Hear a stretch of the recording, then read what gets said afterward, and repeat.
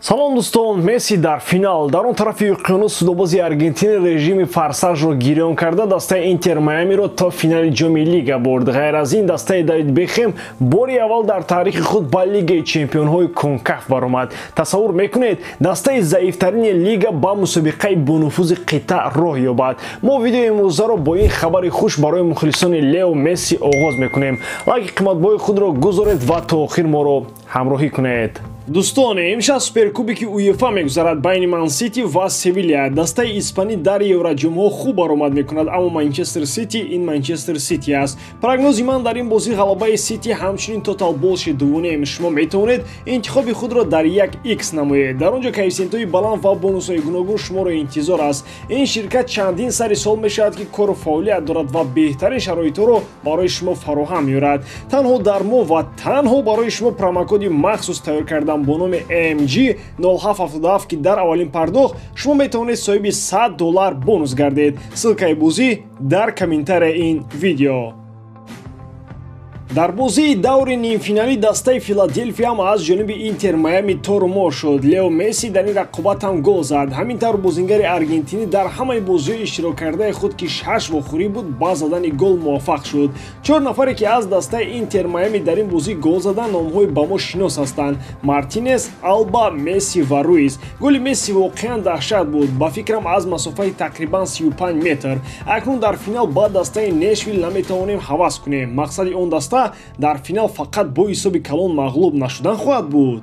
Интер Майами то омадани Месси заифтарин дастаи Америка буд. Ҳоло бо Лео ба ягон даста раҳм намекунад. Дар ин ҷо ҳам хейтерҳо баҳонаи худро ёфтанд ва мегӯянд ки ин як колхозлига будааст, ягон дастаи соз надорад. Шояд Месси тавонист ба туфайли бозии худ як лигаи калонро зеру забар кунад. Ба ҳар ҳол қоил бояд шуд ки ӯ натарсида ба заифтарин дастаи Америка омад ва дар пеши худ мақсад гузоштааст ки онҳоро наҷот диҳад. Ман ҳоло ҳам дар ҳайратам ки чӣ гуна як даста дар 14 бозӣ мағлуб шуда бо омадани Месси комилан дигар шуд. Фикр мекардам ки як қисми бозиҳоро бо ғалаба анҷом медиҳанд, аммо дар 6 бозӣ пай ҳам ғолиб омадани Интер Майами воқеан ҳангомавӣ аст. Боз аз ин 4 бозиаш бо ҳисоби калон. Миллион фоиз амин гардидам ки Месси бозингари даставӣ аст.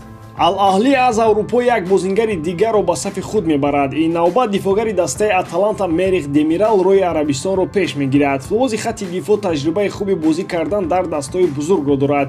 Ӯ дар сафи дастаи асосии Италия Ювентус ҳам баромад карда буд. Як вақтҳо Мерих дифогари дорои потенсиали бузург гуфта мешуд. Ӯ бозии устувор нишон медод ва таърифу тавсили зиёд мешунавед. Дастаҳои қавии Аврупо саросима нашуда мунтазир буданд ки ин барқарорӣ ва устувории Демирал то кай давом мекунад. Тавре маълум гардид, Демирал дар сатҳи баландтарин танҳо ба муддати муайяни вақт бозӣ карда метавонад. Пас аз чанд бозии хуб дар сатҳи олӣ дигар Демирал боз ба сатҳи пасттар рафтан гирифт. Новобаста аз он ки Демирал ба қатори дифогарони беҳтарини олам шомил нашуд, ӯ метавонад дар Арабистони Саудӣ сатҳи хуб нишон диҳад. Атланта барои фурӯхтани Демирал ба хазинаи худ 20 миллион евро ворид мекунад. Дифогари номбурда бошад, дар як сол 13 миллион евро кор хоҳад кард. Ин маълумот то ҳол расман таздиқ нашудааст, вале гуфта мешавад ки ин аллакай кори ҳал шудааст. Майкл Олисе бозингари дастаи Челси мешавад. Ин футболбоз то ҳамин дам дар дастаи Кристал Пелас бозӣ мекард. Нархи тавон ё аз ступнии ӯ 35 миллион фунтро ташкил медод. Челси ин имкониятро истифода бурда мехоҳад бо ҳамин арзиш Олисеро бигирад. Челси ва Кристал Пелас аллакай ба мувофиқа расиданд. Танҳо чанд ҷузъиёти кӯчак мондаасту халос. Худи футболбозам омодааст то карьерашро дар Челси идома бидиҳад. Дар мавсими гузашта Олисе 2 гол зада, 1 ассист ба номаш сабт намуд. Гап сари омори ӯ намеравад. Ин футболбоз тавассути 2 канор ҳамлаҳоро хеле хуб тақвият дода метавонад. Дар Кристал Пелас ҳамин маҳорати Олисеро сармураббиён ишора мекарданду мавриди истифода қарор медоданд. Ӯ ҳатто метавонад бо Нкунку барои мавқеаш рақобат кунад. Ҳамчунин барои Стерлингам ин як ишорае аст ки то дар мавқеи худ бозии беҳтар нишон диҳад, вагарна Олисе метавонад дар канор ҷои ӯро пурра гирад. Бо назардошти нархи кунунии бозор арзиши Олисеро метавон хуб гуфт. 40 миллион евро барои чунин футболбози дорои техникаи олӣ арзанда ҳастанд. Дар як тобистон ҳайати Челси 95% тағйир ёфт. Ҳама ин ба чӣ меорад? Мо дар рафти мавсим хоҳем дид. Йосиф Буну ҳам бо эҳтимоли зиёд ба Арабистони Саудӣ меравад. Дарвозабони марокашӣ бо арзиши 18-19 миллион евро харидорӣ хоҳад шуд. Севилья ба ин трансфер иҷоза додааст. Онҳо розӣ ҳастанд ки бо чунин арзиш дарвозабонро фурӯшанд. Рафтани Йосиф Буну аз дастаи Севилья пештар ҳам маълум буд. Пас аз он ки ин футболбоз дар ҷоми ҷаҳон бо дастаи Марокаш бозии хуб нишон дод, дарҳол дар мавриди гузариши ин бозингар ба дастаи дигар хабарҳои зиёд пайдо шуданд. Мутахассисон асосан бозии хуби дарвозабони марокаширо дар хатти дарвоза ишора менамоянд. Ӯ дар хуруҷ ва дуртар аз дарвоза бо боварии том бозӣ мекунад, аммо дар ин самт чанд мушкилӣ дар бозии ӯ дида мешаванд. Аз ҷумла дар Севилья чунин хатоҳо дар иҷрои дарвозабони марокашӣ дида мешуданд. Ал-Ҳилол дарвозабонро аз оғози равзанаи трансферӣ ҷустуҷӯ доранд. суоле ба миён меояд ки чаро онҳо ба Давид де Геа пешниҳоди ҳамкорӣ накарданд, чун ӯ айни замон бедаставу бекор аст. Шояд Ясин Буну ва бозии ӯ ба Ал-Ҳилол бештар писанд бошад. Ҳамчунин он факте ки Буну пайрави дини мубини ислом аст, Ал-Ҳилолро бештар ба тарафи ин бозингар мекашад. Дастаи Арабистони Саудӣ нақшаҳои Баварияро барбод зад. Мюнхениҳо дар мавқеи дарвозабон ҷустуҷӯро аз зимистон оғоз карданд. Пас аз он ки Нойер осеби ҷиддӣ бардошт, диққати мюнхениҳо боз бештар шуд. Дар ҳамин равзанаи трансфериам Бавария диққати худро ба Буну гум накард, вале пас аз пешниҳоди Ал-Ҳилол мюнхениҳо аз саф берун шуданд. Ба андешаи онҳо маблағе ки дастаи арабӣ пешниҳод мекунад зиёд аст ва Бавария имконияти мубориза бо Ал-Ҳилолро дар ин самт надоранд. Мюнхениҳо нақша надоранд ки барои дарвозабон таги 20 миллион евро бидиҳанд. нақшаи онҳо 8-10 миллион буд. Фабрицио Романо хабар медиҳад ки масъалаи гузариши Ясин Буну ба дастаи Ал-Ҳилол хеле наздик ба ҳалшавии худ аст.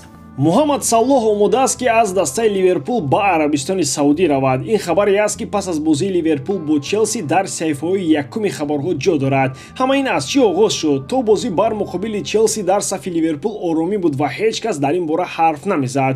Дар рафти бозӣ бо дастаи шаҳри Лондон дар нимаи дуввум Юрген Клоп футболбози мисрӣ Муҳаммад Салоҳро аз майдон гирифт. Ӯ хеле нигарону хавотир буд ва ҳатто бо Клоп дастфишурӣ накард. Пас аз ин хабари рафтани эҳтимолии Салоҳ пайдо шуд. Ӯ гӯё ба кадом дастае аз Арабистони Саудӣ иҷоза додааст то атрофи гузариши ӯ бо Ливерпул гуфтушунидро оғоз намояд.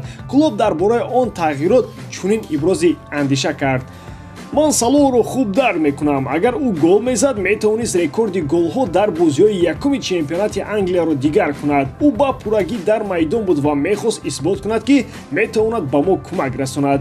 Аммо ман ҳамчун сармураббӣ мушоҳида кардам ки дар бозӣ бояд дигаргуниҳо бошанд. Аз ин рӯ Салоҳро гирифтам. Ба ин амали Салоҳ ман хуб муносибат мекунам", гуфт Клоп. тавре маълум гашт худи Салоҳ ба ин тағйирот куллан бо чашми дигар нигоҳ кардааст. Агар Салоҳ рафтанӣ бошад, бояд зудтар қарори худро барорад то Ливерпул дар мавқеи ӯ то охири фасли трансферӣ бозингари нав пайдо кунад. ба ҳамин тамом бояд гӯям ки эҷодкории ман ба шумо писанд меояд. лайк, комментария ва дар канал обуна шуданро аз ёд набароред. бо шумо бисяр вақта Муҳаммад Гаиров.